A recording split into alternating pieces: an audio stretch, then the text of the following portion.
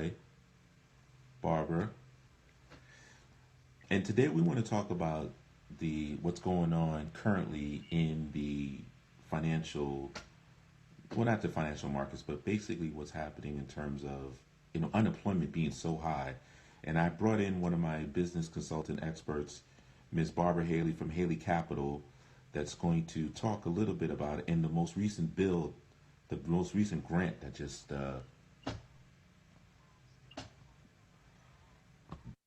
and so she's going to come on live currently.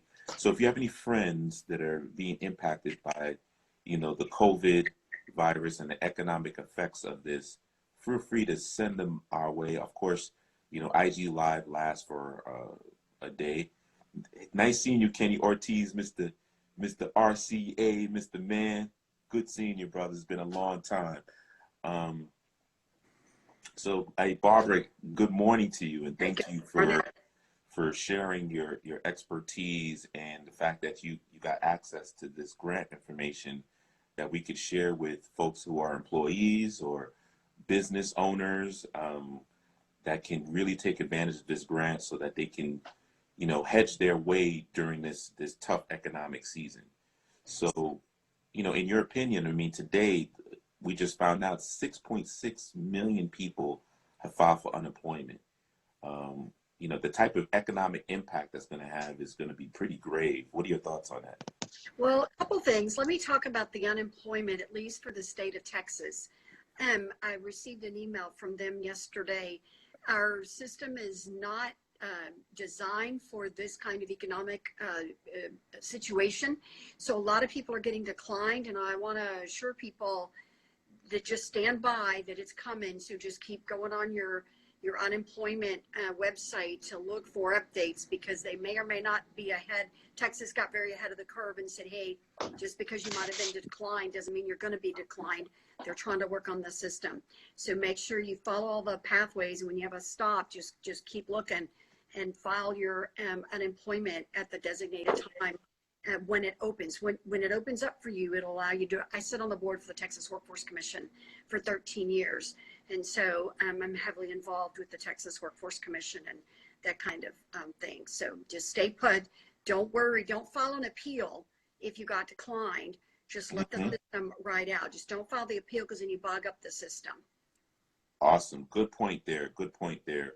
What other things, hot off the presses, you just said that you got some notification on this new grant that just passed, right? Could you share a little bit more about that? Yeah, sure. Let me clarify. There's the SBA loan side that is going to be paid back. The interest rates are low. It's a 25-year payback, I believe. I haven't delved through all the documentation, but let me just separate that. The SBA loan is different from this grant. So it's under, I'm going to read a little bit because I just got it. It's under the CARES Act, but underneath that, it's the Paycheck Protection Program. So under the Paycheck Protection Program, if you are a 1099 employee, if you are a W-2, if you are a business owner, W-2 as an owner, sorry, have a business, either a DBA, an LLC, but if you have a small business up to 500 employees, you can file for this, and up to $100,000 the cap on the salary, and it'll pay you 2.5 times your monthly expenses. So it'll pay for salaries, wages, 1099. So I have a lot of 1099 people. I have all my engineers. Most of my team is 1099, but they work, inside my company, but they're 1099. And so I'll have all of those people that I will apply for. And then my own salary, and I'm a commission kind of person. I don't take a W-2 out of my business. And then it will cover rent. So your business rent, wherever your office is, and it'll give you 2.5 times that. So there's going to be details on the website on Haley Capital, www.haleycapital.com. That's HAYLEY Capital. And then we'll have an AG Live link, so you can go there and get these documents. Probably close the business today. But that one, I would get on it right away. It goes through your bank. It's any FDIC bank has it.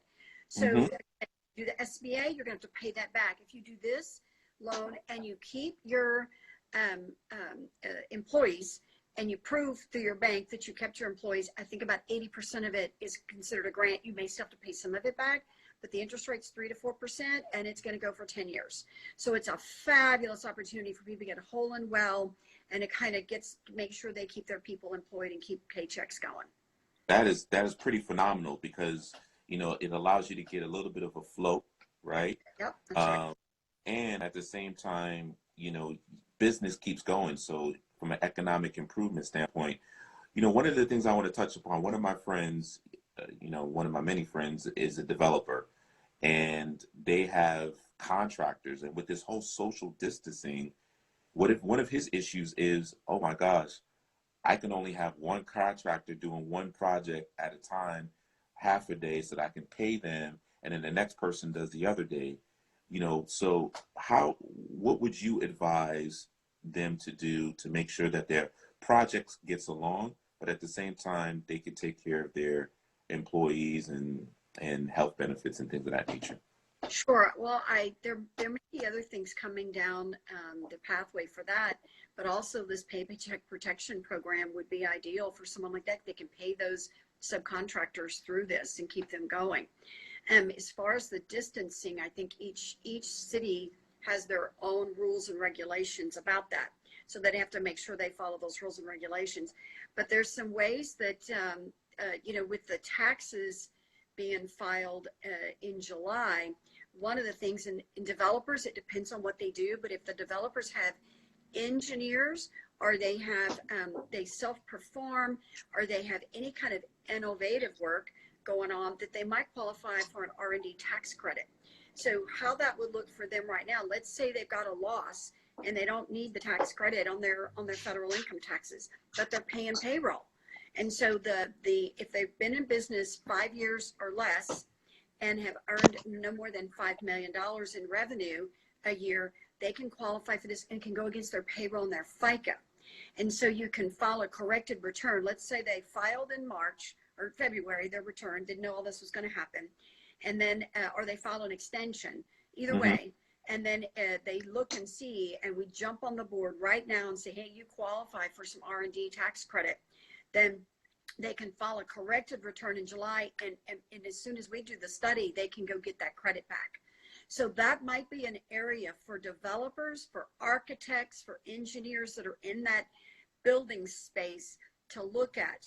They would want to contact me. We'll do a couple of questions to see the initial, if they qualify, but we can get them that tax credit. And even if it's more than they need right now, they can carry that forward in a different way than the loss carry forward. It's a credit, and it's you know, it's immediate. So they file it. I mean, we do the study. They can file for the corrected return and get that money back immediately. So that might be a really good way for people in the development area to get some cash back. Awesome, awesome, great. What about I have some of my friends that are on there. Mr. Al Jones, what's going on? Mr. Kenny Ortiz, Leotis, and my man, Heavy D's manager, Mr. My Urban Management. My name escapes me, but these are all folks that are in the music, that were in the music business or still in the music entertainment industry. What can they look for? I mean, now that there's no more performances, right?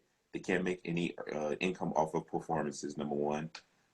They can't, you know, it's hard for them to earn any other type of income instead of, you know, even going into the studio and things of that nature. You know, so what can you advise on that? Well, there's a couple of things. I'd go back to the grant money and really get that application, look and see, because they have their own business and they have people that work for them that aren't currently working. So I'd look there. And then maybe in the software design, you know, these are heavy hitters. And so in their area, they're probably designing software and designing acoustics and things of that nature for their studios and for their performances that would hit under an R&D tax credit. So it could be under future tax credits, or it could again be under the payroll. So they could look at maybe those areas as well. They own a building, then we'd want to look at a cost segregation study for their federal income tax reduction.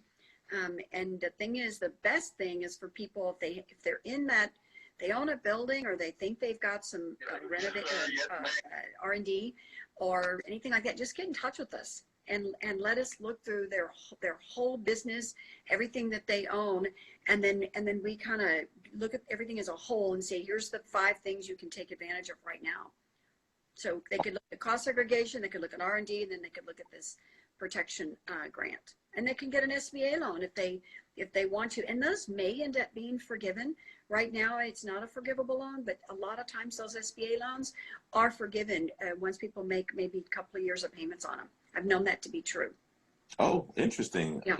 So you've actually seen that happen where I have. SBA loan. What about folks in the urban sector? Well, and that's what I was going to say about the SBA and the minorities and the women. Minority-owned business or women-owned business tend to have those loans forgiven many times. Sorry, go ahead. In the urban areas, well, there's some tax credits for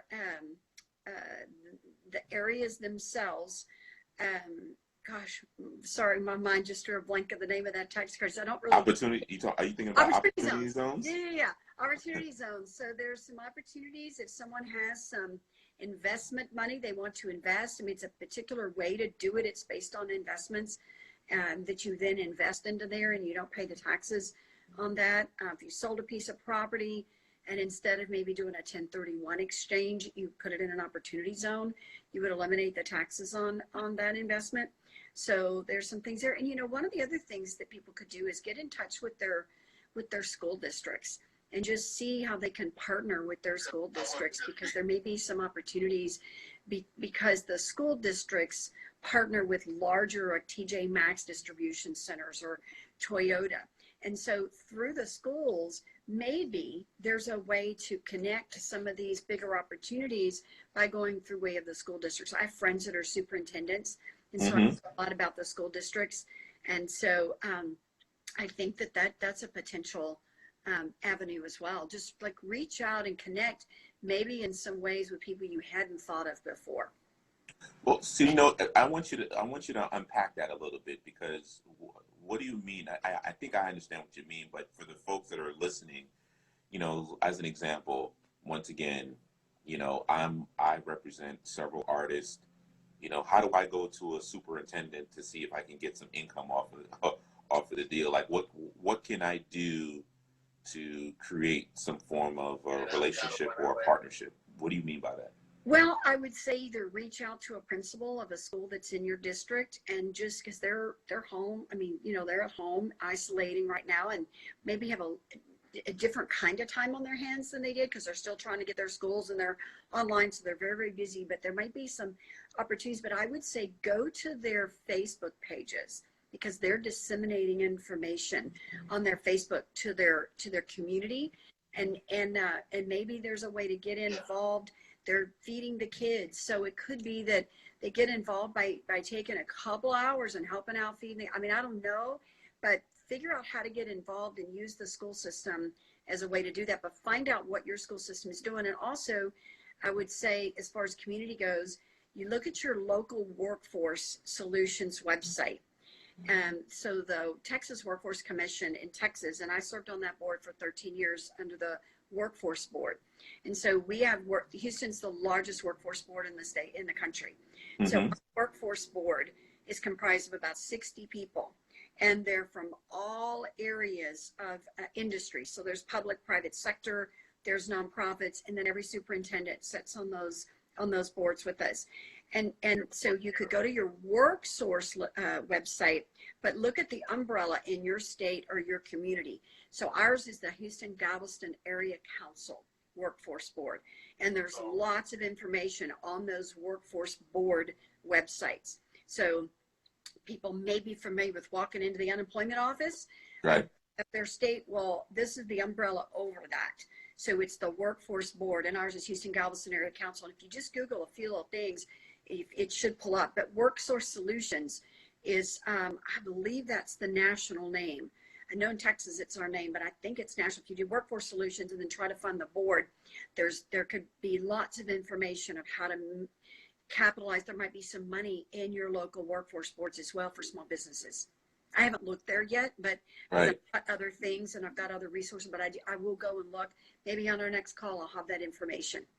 Excellent, excellent. Well, thank you once again. Um, with providing some of these tips and some ideas and strategies.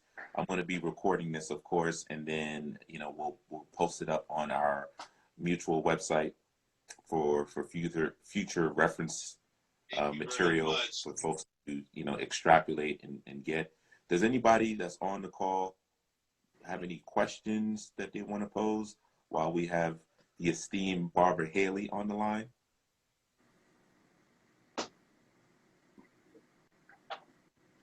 To send it our way.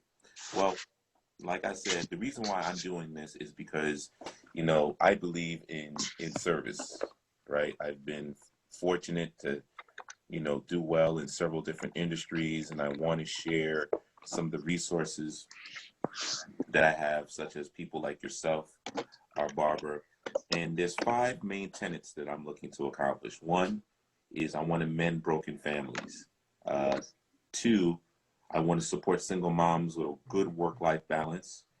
3, I want to empower the underserved communities. 4, I want to develop individuals so that they can thrive with skills for the 21st century. And 5, I want to create defining moments for your own personal breakthrough.